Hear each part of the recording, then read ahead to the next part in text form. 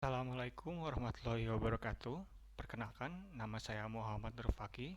Saya sebagai asisten praktikum dari mata kuliah basis data kelas RD.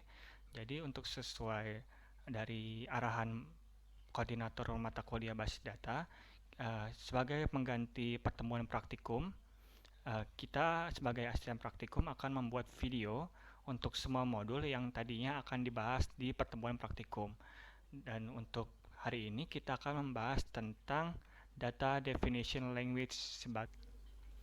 Jadi untuk modul ketiga ini kita akan membahas tentang Data Definition Language. Jadi Data Definition Language atau bisa juga disingkat dengan DDL merupakan kumpulan perintah pada SQL untuk menggambarkan desain dari database secara menyeluruh. Selain itu, DDL juga digunakan untuk membuat, merubah, maupun menghapus struktur atau definisi tipe data dari objek yang ada pada database. Untuk DDL ini juga terdapat beberapa perintah-perintah yang umum digunakan. Pertama, di sini ada perintah create untuk membuat. Dalam penggunaannya, create ini kita dapat membuat sebuah database atau tabel. Dalam penggunaannya, untuk membuat database, kita bisa menggunakan perintah create database. Kemudian untuk penggunaan membuat tabelnya, kita bisa menggunakan perintah create table. Kemudian ada perintah untuk merubah struktur dari sebuah tabel. Di sini kita akan menggunakan perintah alter table. Kemudian untuk perintah ketiga, untuk menghapus kita dapat menggunakan perintah drop. Dalam drop ini kita bisa mengubah untuk bisa menghapus database atau kita bisa juga menghapus tabel. Dalam penggunaannya, dalam untuk menghapus database, kita bisa menggunakan perintah drop database. Sedangkan untuk menghapus tabel, kita akan menggunakan perintah drop table. Kemudian di sini ada beberapa contoh yang bisa kalian ikuti. Saya akan mencontohkannya dalam Oke, kita akan memulai percobaan yang ada dicontohkan di modul ketiga ini. Jadi saya akan menjelaskan dan mendemokan perintah-perintah yang ada di sini. Pertama-tama kita buka dulu SMPP-nya. Di sini kita lihat di sini ada modul MySQL. Kita jalankan modulnya, start. Nah, kalau sudah muncul di sini artinya MySQL bisa berjalan. Nah, permasalahannya jika kalian tidak bisa menjalankan ini, tidak bisa di start, di sini muncul error merah, artinya di sini MySQL tidak bisa berjalan. Salah satu penyebabnya kemungkinan besar adalah port yang digunakan di sini, port 3306 ini sudah terpakai di komputer kalian.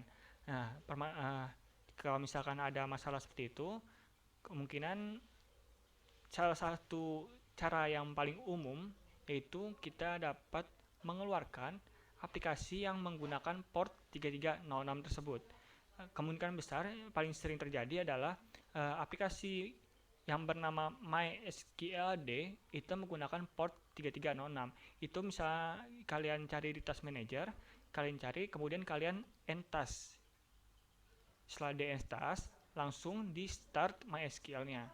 Nah, kalau itu masih belum bisa berhasil, artinya mungkin ada masalah lain. Nah, di situ mungkin kalian bisa mencari solusinya sendiri. Bisa cari di internet atau mungkin pakai komputer lain yang masih bisa. Karena kemungkinan besar tadi ya, port yang digunakan yaitu port 3306 itu sudah digunakan di komputer kalian yang pakai. Kalau memang tidak bisa. Oke, lanjut. Nah, di sini sudah berjalan MySQL-nya, kita masuk ke shell. Sudah masuk ke shell. Nah, untuk praktikum kita menggunakan CMD sebagai perantara untuk memasukkan kode-kode SQL, perintah-perintah SQL. Nah, di sini untuk menggunakannya, kita pertama-tama harus menunjukkan perintah MySQL -u root. Oke, sudah masuk. Nah, sekarang kita di sini baru bisa membuat database. Misalkan kita ingin membuat database dengan namanya percobaan 1. Kita masukkan create database percobaan 1. Oke. Bagaimana sudah kita mengecek apa sudah dibuatnya atau tidak di percobaan 1 ini? kita dapat menggunakan perintah use percobaan 1. Jadi kita masuk ke database percobaan 1. Nah, bisa ya, berarti sini percobaan 1, database percobaan 1 telah berhasil dibuat. Oke, kemudian di sini kita ada menghapus database. Misalkan tadi kita udah buat, sekarang kita menghapusnya. Misalkan kita hapus drop nama database namanya databasenya percobaan 1. Oke, coba kita gunakan lagi. Error ya, karena tadi sudah kita hapus. Kita buat lagi aja. Kita pakai. Kemudian kita akan membuat tabel. Nah, tips dari saya, untuk setiap kalian memasukkan sebuah query atau perintah-perintah, kalian harus menaruhnya dulu di suatu tempat. Seperti di sini saya menggunakan notepad. Untuk apa? Jadi kalau di penulisan yang secara kasar yang misalnya langsung di sini dengan baris-baris yang banyak, itu akan menyusahkan kalian. Jadi ketika ada kesalahan sedikit, itu akan error. Jadi saran saya, ketika kalian ingin memasukkan sebuah perintah SQL, itu taruh dulu di suatu text editor. Misalkan di sini Notepad. Jadi ketika kalian sudah yakin dengan kode yang ada di sini, kalian bisa mengkopinya kemudian taruh di sini. Begitu. Jadi meminimalisir error yang terjadi. Dan juga dengan di sini juga kalian tahu SQL apa saja yang sudah ditaruh di database kalian. Nah, di sini kita tadi ingin membuat sebuah tabel. Nah, di sini perintahnya itu membuat tabel menggunakan create table. Nah, di sini ada perintahnya, dan juga di sini kita menggunakan nama tabelnya data underscore mahasiswa. Dalam penamaan tabel, kita tidak bisa menggunakan spasi. Ketika ada dua kata, kita akan menggunakan underscore. Kemudian di sini ada buka kurung tutup kurung. Nah, di sini adalah atribut-atribut atau kolom dari tabel tersebut. Sini misalkan kita punya atribut name dengan tipe datanya char, karakter, dengan maksimum panjangnya karakter tersebut yaitu 12 karakter. Kemudian di sini ada name dengan tipe data yang varchar. Varchar yaitu tipe data yang bisa menampung angka dan huruf secara bersamaan dengan maksimal panjangnya sekitar 50 karakter. Kemudian di sini ada atribut angkatan dengan tipe datanya integer yaitu berupa angka bilangan bulat dengan maksimumnya 4 digit. Kemudian di sini kita akan mengeset primary key dari tabel data mahasiswa, yaitu primary key merupakan sebuah atribut yang bisa menampung, bisa mewakili nilai dari keseluruhan atribut yang ada di tabel tersebut. Jadi di sini karena name bisa mewakili dari nama mahasiswa dan angkatan mahasiswa, artinya di sini kita men-set primary key-nya dengan menggunakan atribut name. Oke, dan juga di sini kita menggunakan engine sama dengan InnoDB. Nah, setelah kita yakin akan perintah SQL yang ingin kita masukkan, kita copy, kita enter. Nah, artinya di sini tidak ada error. Nah, bagaimana mengeceknya apakah sudah masuk atau belum? Kita bisa menggunakan perintah dsc, kemudian nama tabelnya, data mahasiswa. Oke, nah di sini bisa kita lihat struktur dari tabel yang kita buat. Di sini kita lihat, di sini ada name, tipenya karakter, dan tidak boleh null, karena primary key tidak boleh null, harus berisi. Kemudian di sini key-nya sebagai primary key, the default-nya ya secara aslinya masih kosong. Tapi di sini diingatkan kalau ini primary key yang mana di sini name tidak boleh kosong. Kemudian kita bisa menghapus tabel. Misalkan di sini kita ingin menghapus tabel data mahasiswa. Kita dapat menggunakan perintah drop table data mahasiswa.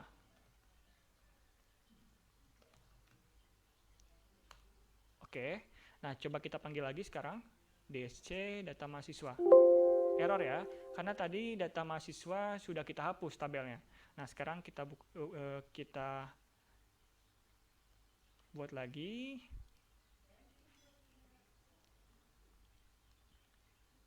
Oke, sudah dibuat. DSC data mahasiswa.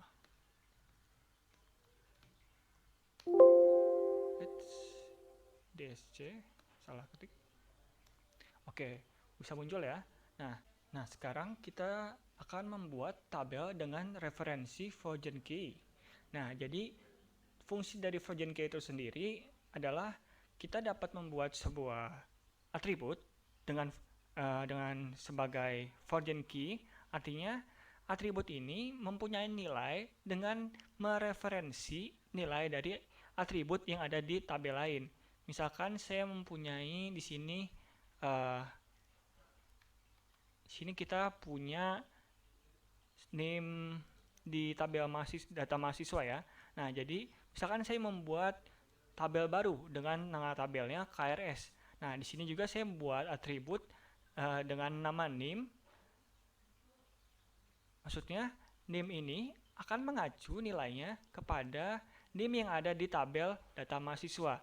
Itulah yang bisa menyebabkan terjadi relasi antara satu tabel ke tabel lainnya. Karena di sini ada yang menyambungkan. Dengan di sini yang menyambungkan adalah name. Jadi tabel KRS ini punya relasi dengan mahasiswa. Kenapa? Karena dalam tabel KRS mempunyai name mahasiswa. Artinya dengan mencocokkan name yang ada di mahasiswa dan ada di tabel KRS, nah di sini kita bisa banding-bandingkan. Jadi ketika kita bandingkan, kita tahu di sini name mahasiswa dengan name sekian, apakah ada dengan mahasiswa dengan name sekian juga di KRS. Jadi misalkan sudah cocokkan, artinya ketika sama name-nya, artinya bahwa KRS ini dimiliki oleh mahasiswa dengan name ini, gitu kira-kira. Nah, sekarang kita coba buat tabel dengan referensi version key.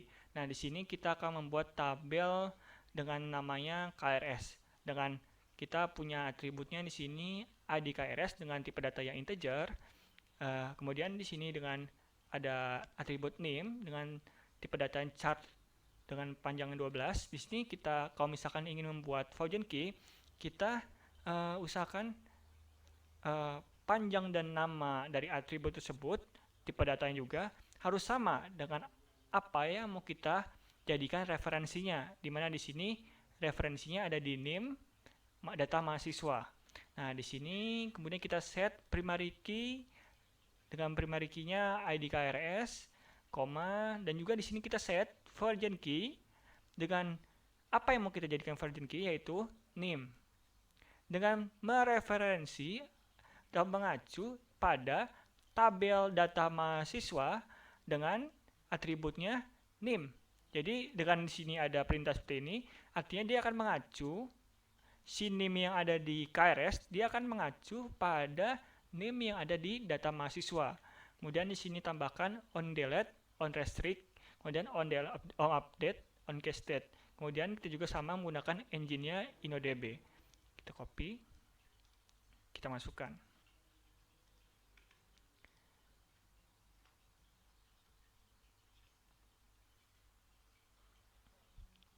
Belum di copy. Oke.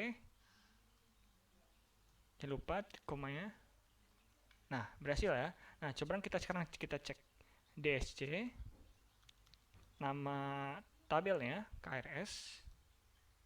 Nah, di sini kita lihat kalau name di sini dia mempunyai primary key-nya sebagai version key ya. Di situ mul. Sebut di sini bacanya mul. Tapi artinya di sini adalah name merupakan version key yang tadi mengacu pada si name yang ada di data mahasiswa. Seperti itu.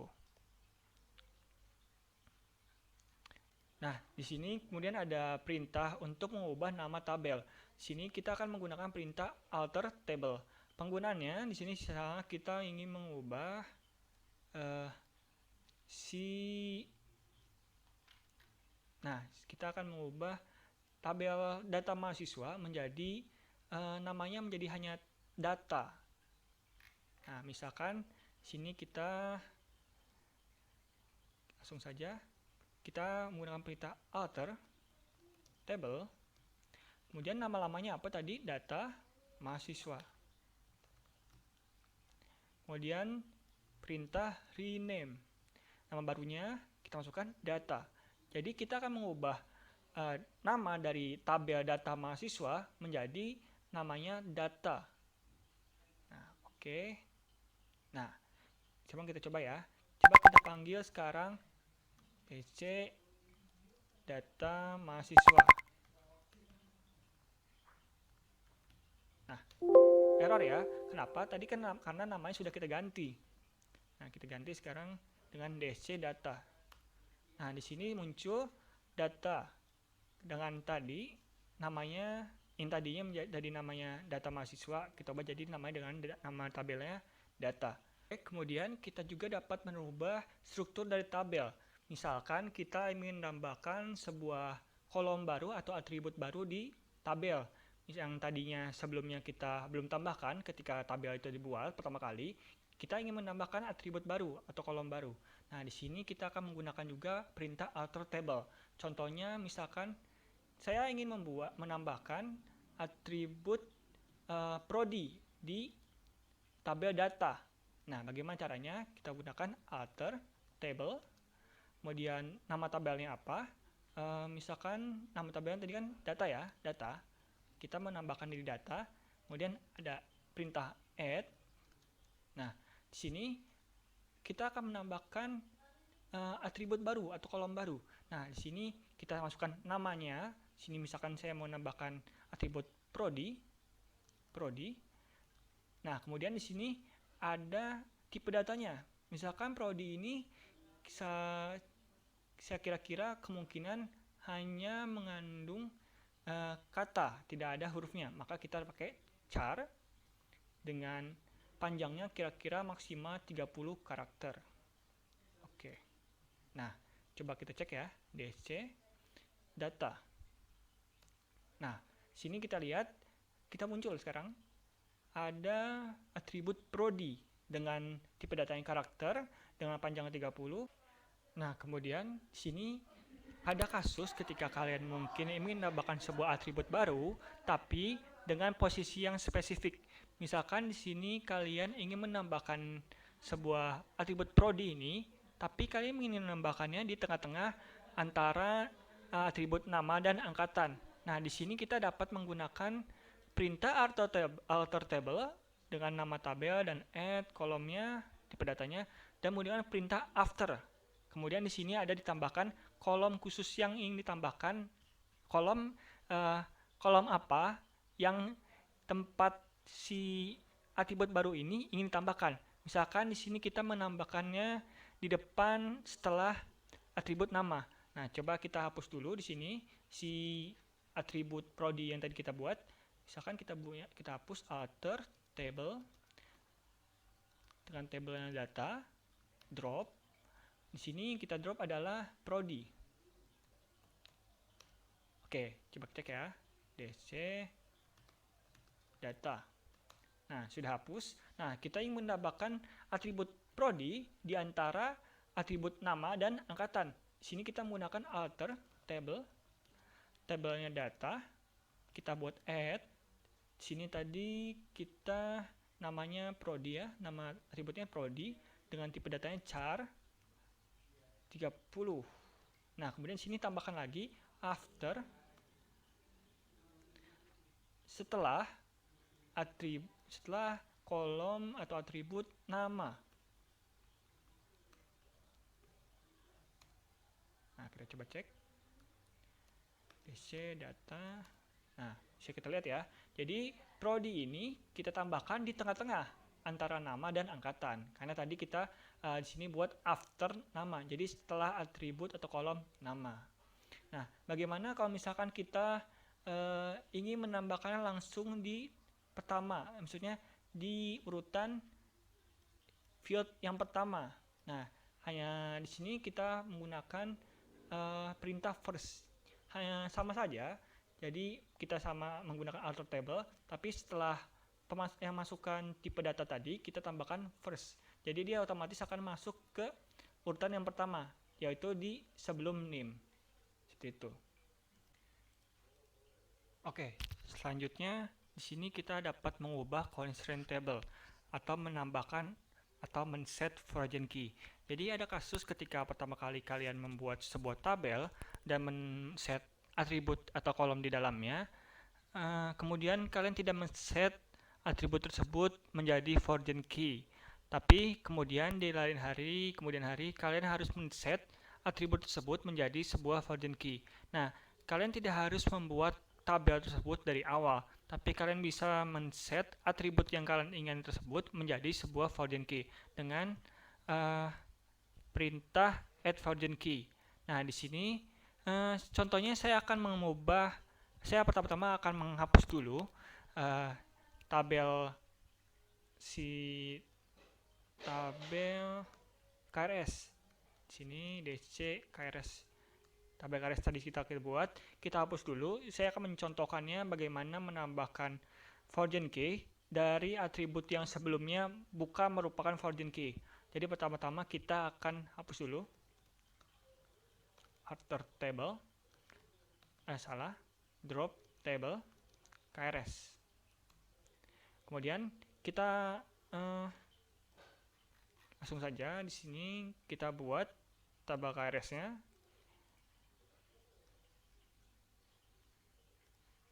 Oke, DC KRS.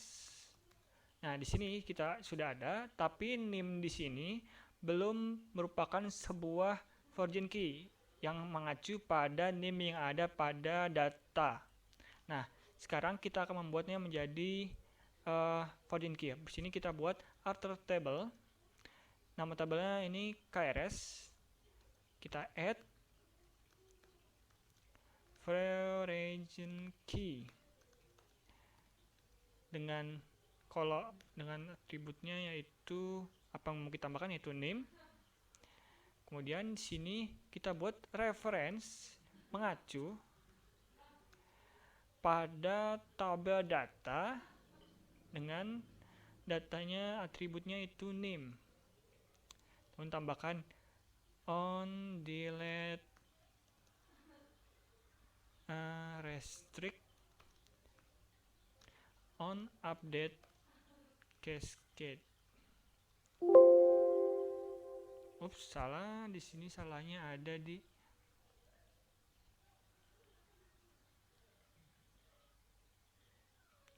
di sini ada salahnya di sini ya. Salah saya, maaf. Alter table KRS add foreign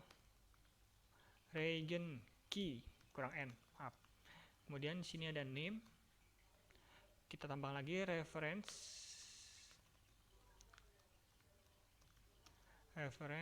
data name. Kemudian on delete restrict on update cascade. Oke, nah coba kita lihat, kita cek DC KRS. Oke, di sini sudah terlihat ya bahwa tadi name yang sebelumnya bukan merupakan sebuah foreign key, kita set menjadi sebuah foreign key, di mana tadi mengacu pada name yang ada di tabel data. Oke, nah di sini contoh yang ada di modul berbeda ya, tapi intinya sama, penggunaannya juga sama. Tapi hanya saja di sini saya akan hanya mempermudah contoh yang saya gunakan untuk kalian. Jadi karena di sini saya rasa agak sedikit ribet dan berbelit-belit, jadi saya menggunakan contoh yang lebih gampang saja yang sebelumnya sudah saya contohkan. Kemudian yang terakhir di sini ada kita dapat menghapus kolom foreign key dari tabel. Nah, jadi dari tadi yang sudah kita set foreign key-nya, kita dapat menghapusnya juga dengan perintah alter table drop foreign key. Oke, seperti itu saja. Hanya segitu untuk pertemuan ketiga ini, modul ketiga. Jadi Nanti di bawah saya akan mengasih link dari pengumpulan tugas dan latihannya, dikumpulkan per kelas, jangan sampai salah mengumpulkan. Dan juga akhir kata, saya mohon maaf kalau misalnya ada kekurangan dalam penyampaian materi dari saya mohon maaf. Kemudian tetap jaga kesehatan kalian, tetap berada di rumah. Sekian, terima kasih. Wassalamualaikum warahmatullahi wabarakatuh.